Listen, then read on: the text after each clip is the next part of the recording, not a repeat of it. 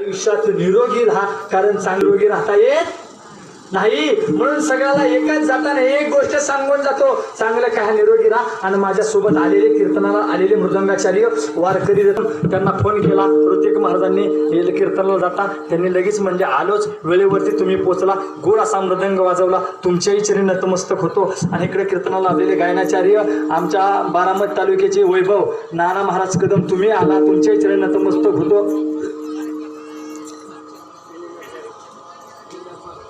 मिळनाथ महाराज गाडी, तुम्ही हितवत गाडीकर, तुम्ही हितवत. आपण मी काय नाव विचारला, श्यामा असावे तुमचं, म्हणजे एवढी सुंदर साथ केली म्हणून तुम्ही अशी सुंदर साथ केली. त्याचं वैभव दिलं, ज्यांच्या मी हा खन्ना आम्ही स्वतःवर गळ्यातल्या तोडल्या, ज्यांच्यामुळं मी परमार्थात आलो, ज्यांना मला परमार्थाचा पहिला धडा दिला ते माझे आजोबा असतील, त्यांच्याही चरणी नतमस्तक होतो. ज्यांना मला शिकवलं सारखे सगळे चेहरे करून बसले होते, आज फ्रेश वाटलं बरं का, तुमच्याही चरणी नतमस्तक होतो. आणि एक गोष्ट सांगतो, हा आवाज काय, हा आवाज, हॅलो, किती 4-5 लिटर डिझेल घालावलं, पण म्हणलं जावायला काही कमी पडता कामा नाही.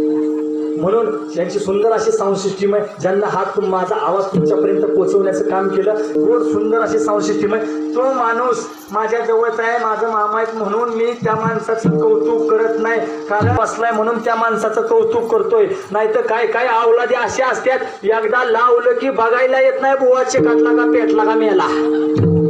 म्हणून तुम्ही 2 तास बसला, तुमच्या इथे नतमस्तक होतो. तुमच्या 4 मशनीच्या 10 मशनी हव्यात.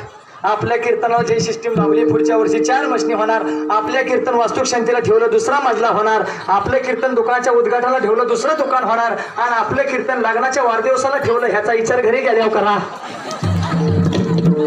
एकच सांगतो गड्या, अरे या जगात काय, आणि क्षमा मागून बोलतो, ज्यांना विना घेतलाय बोलण्याच्या ओघात राहून जातं, का ते कीर्तन करापेक्षा त्या विनेकराचा अधिकार मोठा असतो.